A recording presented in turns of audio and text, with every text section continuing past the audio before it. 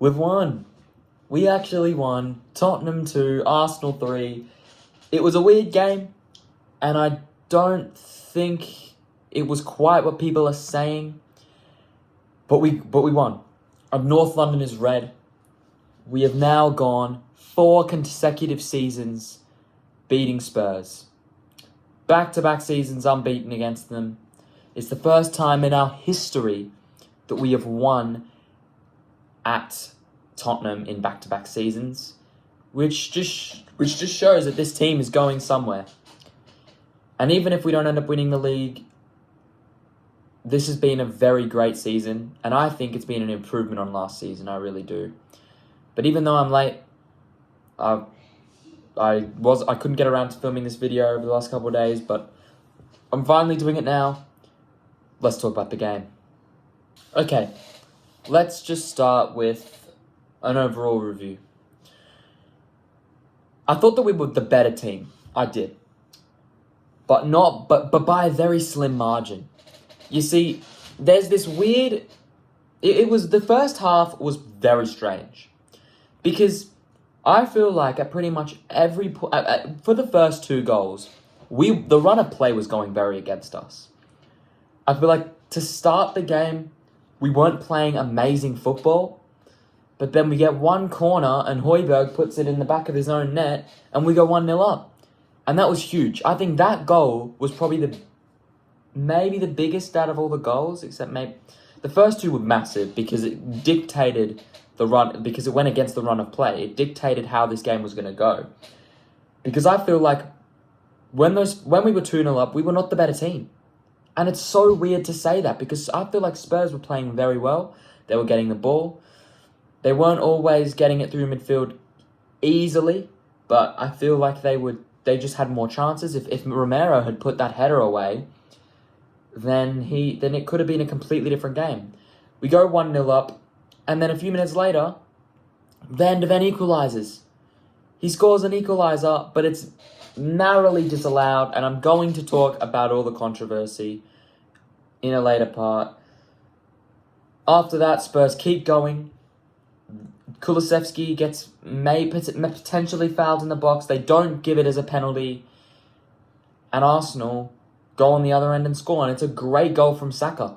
It was a beautiful ball from Havertz, by the way. What a fucking ball from Kai Havertz. And we put it away and Saka puts us 2-0 up. And then later on in the first half, we score from another corner. Great goal from Kai Havertz. And we're 3-0 up at half-time. And in the second half, I feel like we're a bit too complacent. And both goals, because you could look at it one way, that we didn't deserve to be 3-0 up when we were. All we did was take our chances. In terms of the actual run of play, we were not the better side. But you could also think about it, how in the second half, Spurs didn't create enough chances to score. They created more in the first half, but even though they were predominantly on the ball in the second half, both goals were gifted to them. Both goals, it was a horrific pass from Raya, and then it's a instant head loss moment from Rice to give away the penalty. So they didn't actually score any goals that they created, really. And pretty much all 3 of our goals were created by us. So in that aspect, we were the better team in terms of taking our chances and really making good quality chances. We were the better side. But for a lot of that game, I think that Spurs were good. I do want to give them credit. Even in that first half, everyone's saying that we battered them and they just scored a couple consolation goals when really, I was nervous in stoppage time. Give it an extra 3 minutes, this game could have been... There are so many instances where this game could have gone differently. If that Van de Ven goal stands, game could have gone differently. If Tottenham are awarded that penalty, game could have gone differently. And then in our side, in the second half, if Raya doesn't give the ball away, we're cruising and we could win this game 3-4, even 5-0 again. So both teams, I feel like, played well. I would edge it to us just because we took our opportunities in that first half. And we came away with the 3 points. And the performance doesn't matter. All that matters is the 3 points. I think the one thing that definitely went Arsenal's way was the battle between the managers. I think Arteta really did outclass Postecoglou. And I think Postecoglou is a great manager. Obviously, I have a bit of a soft spot for him, even though he's at Spurs. A bit of a soft spot for him since he's an Aussie. But, yeah, I feel like he was kind of outclassed today. Arteta got it right, and Ange really did get it wrong. I feel like Ange was a bit... He was a bit, I don't know what the word is, but he was a bit... I'm not going to call him clueless, but he didn't properly take the game seriously. One flaw, because obviously Ange is a great manager, he's a great style of play, but one flaw you can give him is that he's too set in his ways. He doesn't have a plan B. He doesn't realise that Arsenal are a top team that are going to punish them, and he doesn't have any way of really combating his usual other styles of play. And teams have figured out how to beat him. Just sit off the ball, let them do what they do in possession, and hit on the counter. That's all we did. If I bring up the stats, this is when I'm going to bring up the stats because it's got a lot to do with the managers. Hang on, let me find it. My bad. Yeah, look, like the possession. Just the possession alone tells the story. 62% possession to Spurs. They had a higher XG, a much higher XG, but they didn't take their opportunities. And it's not just about XG. We all know that.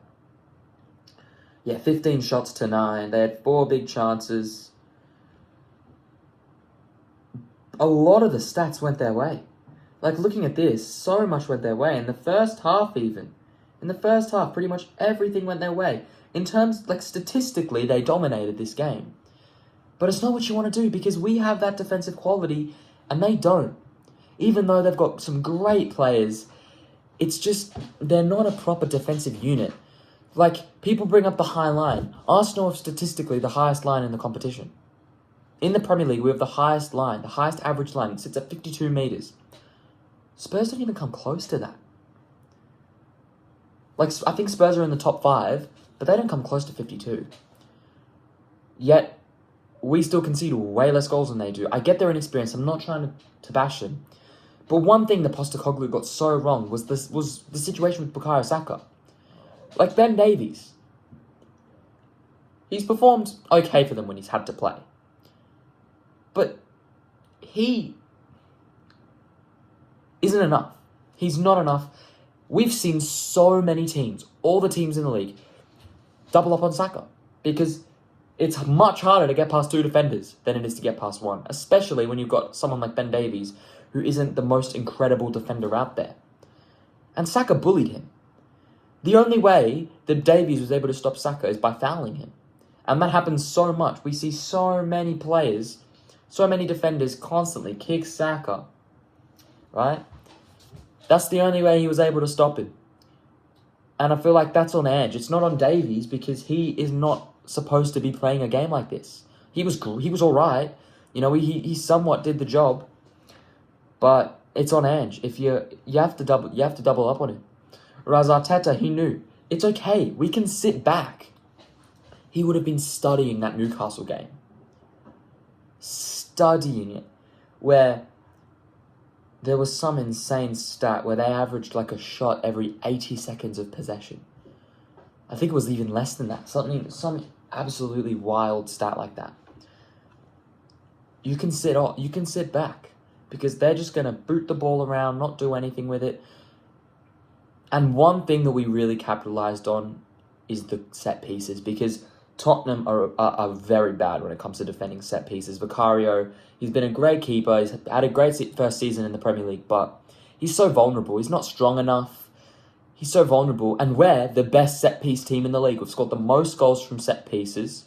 I think it's us or Everton, but we're like, I'm pretty sure it's us. Everton are like pretty close.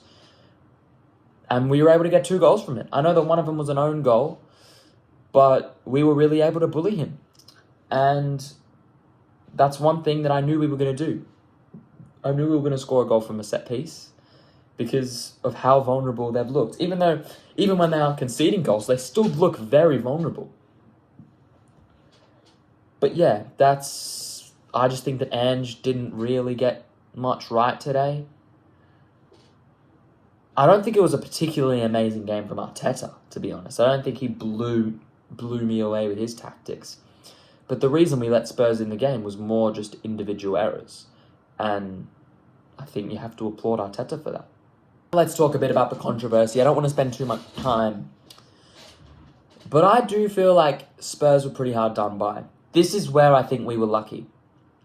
Because there were moments that could have completely changed that game. The Van de Ven goal. Oh my God. You can't... This is why the sport is dying.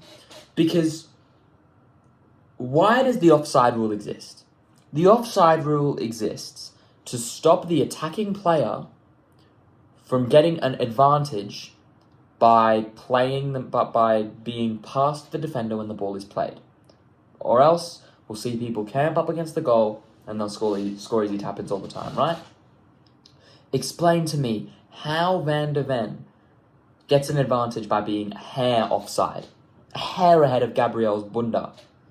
If Gabriel's arse was a little bit bigger, the goal would have stood and it would have been a completely different game. And that's the main one. I'm pissed off. When that got disallowed, even though I was happy, because that would have been huge for Spurs. They were the better team up until that point. And the one thing we had was that we were leading on the scoreboard. And if it was level, we probably wouldn't have won that game.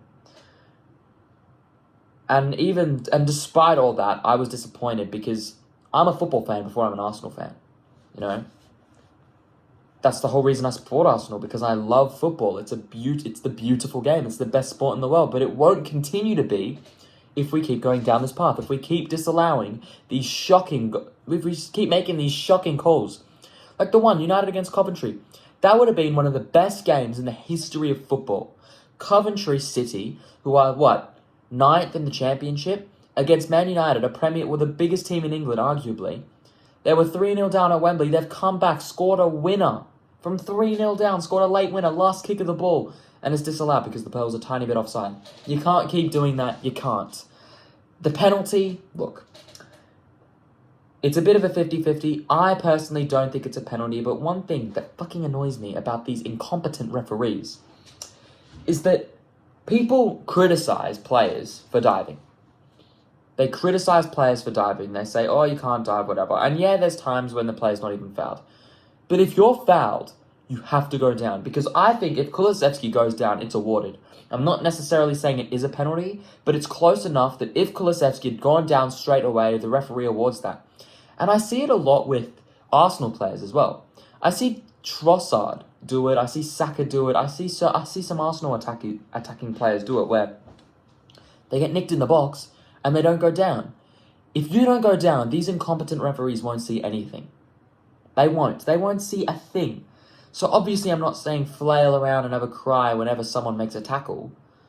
But you need to be smart. If you're getting fouled, go down. I don't think that was a foul. I think the goal shouldn't have been disallowed. The penalty was a blatant penalty. I actually think that it was disgusting that it even went to VAR. I mean the one that we gave away in the second half. Because Michael Oliver is standing 3 meters away. Less than that.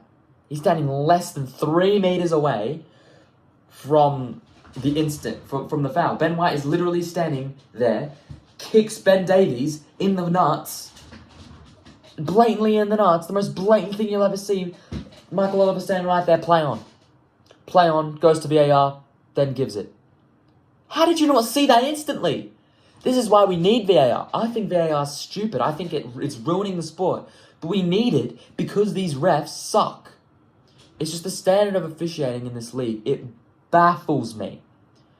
But anyway, that's enough about the controversy. I don't know why I'm complaining. We won the game. It went in our favour. I should shut up. But yeah, I'm going to be honest because as I said, I'm a football fan before I'm an Arsenal fan. Now for the player ratings. Starting off in goal, Raya. You have to give him a 4, don't you? You have to give him a 4. Maybe even lower. But I'll go 4 because we won. He had more errors leading the goal than saves. That pretty much sums it up. It doesn't have goals prevented, which is weird. Yeah, XG of 1.32 faced. I know that it's a penalty. One of them was a penalty. But I just can't... It's just that mistake, the head loss there. We're 3-0 up at White Hart Lane. We are cruising, absolutely cruising. Forget what I said before about being dominated. We are about not playing well as it looked. We are 3-0 up away from home. And you decided to go for a left-footed, weak-footed chip shot. Sorry about that. When we're cruising. Why the fuck would you do that, you dumbass? Anyway, I don't know why I'm angry. We won. So it doesn't matter, but still, he was so good in the reverse fixture in the game at the Emirates against them. But yeah, he's been so good in the Premier League at least. In the Champions League, not as much. But in the Premier League, he's been so quality. And it's just disappointing that happened. Ben White, I'll give him an 8. I think Ben White was excellent today. I think he kept Son out of the game. Obviously, he scored the penalty, but other than that, which Ben White obviously had nothing to do with, he kept Son quite quiet. And I think Ben White has been in amazing form. He has been probably our best player since the turn of the year. I'm not exaggerating. It's just since he's a right back, he doesn't get as much praise. But he's been phenomenal, and I think since the turn of the year, since the new year, I'd say he's been the best right back in the Premier League. Like, on form in the last 4 months, he's been the best right back in the Premier League. Tomiyasu, I'm going to give a 6. There were times when he was caught out a little bit, but didn't really cost us in any way.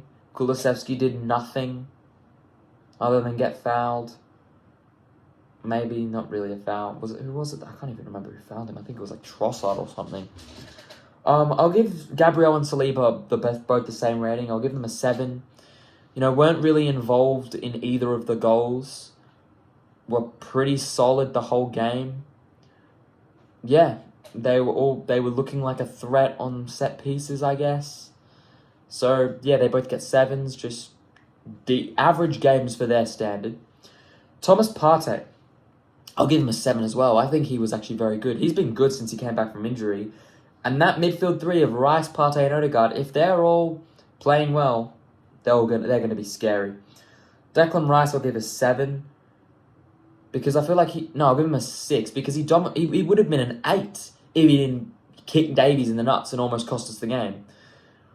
Because he dominated. He was excellent for most of that game. Didn't really step a toe out of line before that penalty, and then just throws it all away. 6. And then Odegaard, I'll give a 7. Didn't really have too much in the game. I feel like his passing wasn't great, but as always, he was pressing all right. Our press wasn't as intense as it usually is, just because, again, we were sitting back, letting them control the possession a bit. But he still played all right. Just a couple of those passes weren't amazing. You know what? No, I'll give him a 6. I think a 7's a bit too generous. Just because I hold him such a high standard since he put in one of the best performances I've ever seen from a player, ever, against Chelsea. For the attack, Trossard 5, just wasn't able to get in the game at all. Didn't really matter either way because goals weren't the problem, but just couldn't really get into the game. Bukayo Saka, I'll give it an 8. I thought he did very well on Ben Davies, kept getting fouled, took his goal excellently. The second Havertz played that ball, I knew it would be a goal. And I knew exactly how I was going to score it. Sure, it was a bit predictable, but who cares? It's Bukayo Saka. Doesn't need to do anything. And Kai Havertz, I'll give a 9. I think he was man of the match today. Beautiful ball to Saka for the first goal, or for the second goal. And then took his header great. I feel like just everything he was doing today in terms of his hold-up play, his passing, he didn't do anything wrong. And he didn't actually have an abundance of chances that he missed in the first half or in the second half. I think this was... I said the same thing last week, but I think this was his best game in an Arsenal shirt. It has to be. Because he was great against Chelsea. That was his best game at that point, but this is better. This tops it just because he didn't have any... big chances that he missed, like he did in the first half of that Chelsea game. Everything he did was perfect. And he's been in such brilliant form. Just an unreal player. How Havertz has been performing. Do you know, I saw a stat. Havertz averages one goal contribution every 57 minutes. 57 minutes. Less than an hour per goal contribution. That's in the number 9 position, I mean. Because obviously that's not true in the fucking central midfield position. But when he's playing in the number 9, which is his natural position, he averages a goal every 57 minutes. Fucking unreal. As for the subs, Martinelli and Kivior, can't really give any of them ratings because they weren't really in the game much. I feel like Martinelli, I'll actually give him a 6 because he was looking like a threat towards the end. The only difference is, bro, Van de Ven. There are a couple that at the end of the game, I don't think I've ever seen. I just want to give Van de Ven some credit because he's been getting a lot of slack from that Newcastle game where he was abysmal. But Van de Ven, I don't think I've ever seen someone outrun Martinelli. Ever in my life. The one thing he's got, he's had a poor season, but the one thing he's got is his pace. Bro, this guy, fucking Van de Ven, he's special, man. And then Arteta, I'm going to give him a 7. I feel like he did very well. He outclassed Postecoglou. Wasn't particularly brilliant. Did what he had to do. We got the win. And yeah, those are my ratings because it was a win. I feel like most of the team was pretty great. The people that were... I don't think anyone was necessarily bad except Raya. But yeah, those are the ratings. I'm actually starting to believe. I know it seems delusional because we just know that City are going to end up winning this title. But guys, I'm actually starting to believe that we can win this thing. 3 games left. We do have a difficult game in United Old Trafford. That's going to be a massive game. But Bournemouth at home, don't take them for granted. They've been actually very good. They're 10th in the league. It definitely won't be as easy as the away game. But we have to... That should be a win. Everton, they've secured survival. I doubt they'll really be fighting for anything when they come to the Emirates final day. But United, we need to beat them. And they've been a bogey team at that ground. Obviously, we beat them in... What was it? The 2021 season when Aubameyang scored that penalty. But at Old Trafford, we're not amazing there. We need to win that. And then the form that they're in, I mean, drawing at home to Burnley... Were they at home? No, I actually think they were away. But drawing the Burnley ever is disgusting. We put 8 past them this season, by the way. Yeah, we need to win that game. It's just Man City. They've got 4 games left. We are top of the league, but it is in their hands. They've got Wolves, I think, is their next game. I might be mistaken, but they've got Wolves, they've got Fulham, Spurs, and West Ham. I know West Ham are on the final day. But they could drop points in those games. I bet any of those games should be games where they drop points. Not to West Ham. West Ham always bend over for City. Always. And they're not going to be fighting for Europe by that time. They're technically still in it, but nah, it's not going to happen. And then Fulham at Craven Cottage. They've been difficult for some teams. They have. They were difficult for Liverpool at Anfield. Scored 3 at Anfield. They smashed Spurs. They beat us. So that could be a bogey game for them. Wolves as well as a potential banana skin. They literally won at the Molineux against them. So they could get something at the Etihad. But the big one is Spurs. And the best case scenario for me is if we win all 3 games and then City win every game except they lose to Spurs. If Spurs win us the league, oh my God. Spurs win us the league by failing to beat us at home, by going 3-0 down in the first half and then beating City. Bro, football Twitter's not ready for that. Football Twitter's genuinely not ready for that. But enough about that. Great win. Bring on Bournemouth on the weekend. Has to be a win as always. We've got 3 games left of this season and then we're into, transfer stuff. Because I got some players I want. But enough about that. Let's focus on now. 3 cup finals left. We got to hope City slip up. And then the league could be ours. I'm actually more confident in this team than ever at the moment. Winning back-to-back London derbies against huge rivals. It's not something that you forget. And this team, say what you want, we deserve to win the league. We do. We've scored the most goals. We've got the best goal difference. Least goals conceded. We're unbeaten against the Big Six. We've only got one more game until that record stays. But yeah, I'm going to stop yapping. The end of the video. Bring on Bournemouth. Come on, you fucking Gunners, man.